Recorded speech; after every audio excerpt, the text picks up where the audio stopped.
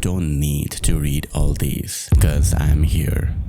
Honorable mention, COD. Base ADS speed is faster by 12%, meaning our Gunspan build has 244 milliseconds ADS speed, which is pretty much the same as Fennec, and it will allow us to play COD aggressive, but recall is a major problem as it is shaky and it can cause accuracy issues at mid-range. I recommend this build, but to improve the recall I switched to this. Why? Cause COD is a versatile SMG, meaning we will challenge more mid-range gunfights, and lack of accuracy due to recall issues will make us lose to weapons like PGW or Groza, which are used for the same playstyle and utility. Foregrip will make mobility worse, but it isn't too slow where COD suddenly starts to suck. But I really don't recommend COD as the only advantage is the big max size with slow LMG like reload cancel, and the faster fire rate helps make missing shots less punishing, and just use PGW or Groza instead.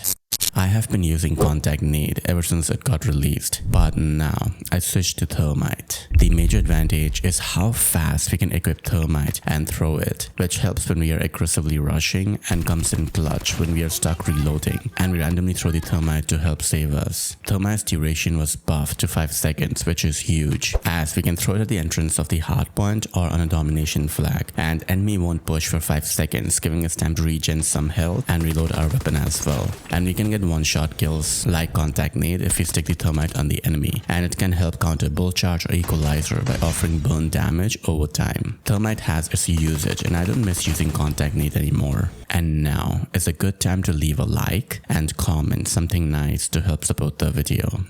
Multiple LMGs got improved flinch, but it doesn't help improve LMG performance by much. For example, a flex AR like N44 will lose to S36, UL736 and PKM when we consider flinch per second. But when we compare LMGs against main ARs like LK24 or ICR, then LMGs still get out-flinched and may lose to these low flinch weapons due to flinch influencing our accuracy for the worst. Where LMGs start to outshine assault rifles is for the flex playstyle, as LMGs will have lower flinch per second compared to assault rifle counterparts, and LMGs still need more flinch buff for them to outperform assault rifles, especially for the passive playstyle, which is where LMGs should be dominating. Death Machine will now reduce oncoming damage by 10% when we are actively using it. It is still not as good as Equalizer, which has 25% reduction, but the benefit of using Death Machine is its versatility, as we can use it from close range to long range alike, while we can play it safe and aren't forced to go guns blazing like Equalizer, and the 10% damage reduction keeps it balanced, as we only need one more shot to defeat Death Machine, which is not a big deal. Last season, Death Machine got hitbox buff, allowing us to two-shot pretty consistently, with a time to kill of 50 milliseconds to 100 milliseconds, and do consider using Death Machine in your loadout. A big thank you to Team Cygnoux for assisting with this analysis, and for more analysis and best Gunspan builds you can join our Discord server.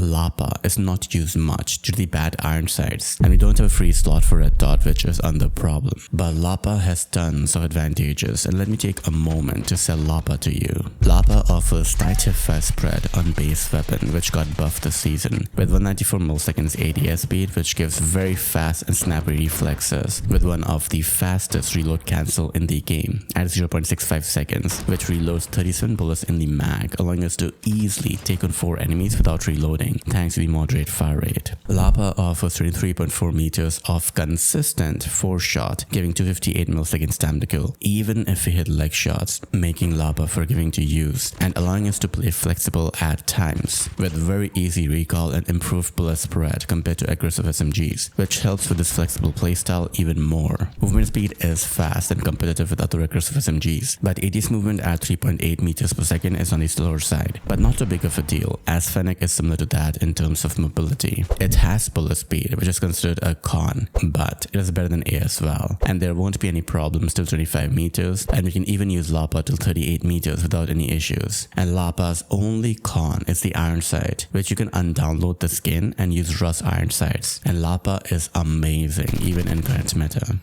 Switchblade has got mobility buffs, improving the base movement speed by 5%, walking speed by 5%, and ADS movement by nearly 12%. On top of that, if you use fast reload mag, we get additional 2% boost to movement speed and 6% faster ADS movement, making Switchblade kind of a speed demon, as we get 6.84 meters per second movement speed with 4.8 meters per second ADS movement, which are both absurdly fast. And Switchblade has niche utility on maps like Summit, Standoff, and Nuketown, where we can abuse his mobility, and the one-second reload cancel will ensure we go back to taking gunfights quickly, with easy recall and pretty good bullet spread for challenging gunfights to 25.3 meters, which is the effective range. And till 11.5 meters, we have potential 4 shots hitting 1 shot around the chest area with 213 milliseconds time to kill, which will be very consistent overall. Switchblade can be used instead of Fennec, with the only con being mag size, as 26 bullets is on the lower side, but just use PP50 instead. Hey guys, help support me by donating so I can work on more such analysis in the future. I have tons of stuff coming up this season. Read the community post to know more. I love you guys. Crick 6 is getting a buff to camera shake when shooting, which will help us keep our aim stable on the enemy. It is a minor change, but Crick 6 is amazing to use, and watch this analysis to know why you should use Crick 6 even in current meta. Odin is getting 4% reduced ADS speed debuff to Colossus Suppressor, and our ADS speed will be 312 milliseconds, which will practically perform the same as before. It is a minor change, and Odin continues to be meta. EM2 is getting quite a hefty buff to recall, which will allow us to have more accurate and stable aim and beam it much more easily and consistently, even at long range. DRH is known for its ease of use, and EM2 will be equally as easy to use as DRH, and I prefer EM2 over DRH. Watch the DRH versus EM2 comparison to know why EM2 is amazing and you should use it.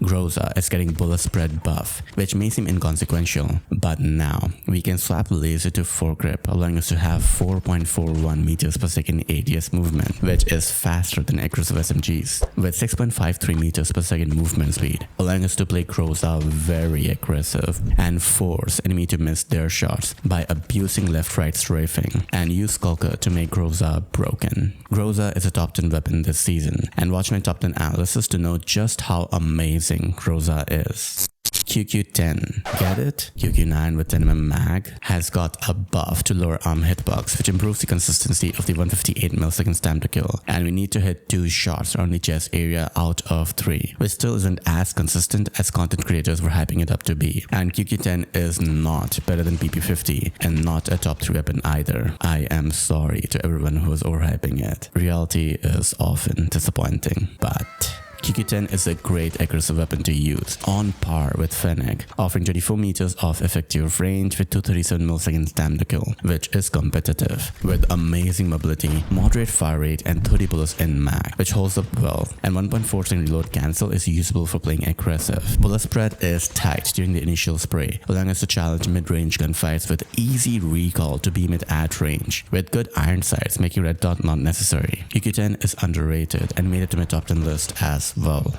The most broken balance change was the bug to R9, which allowed us to full auto spam it by spamming the ADS button, offering time to kill between 0 milliseconds to less than 100 milliseconds quite consistently. And don't forget to abuse it before it gets patched. And those are the important balance changes. Watch next the top 5 weapons you should be using in Season 8, and I will see you on the next video. Bye.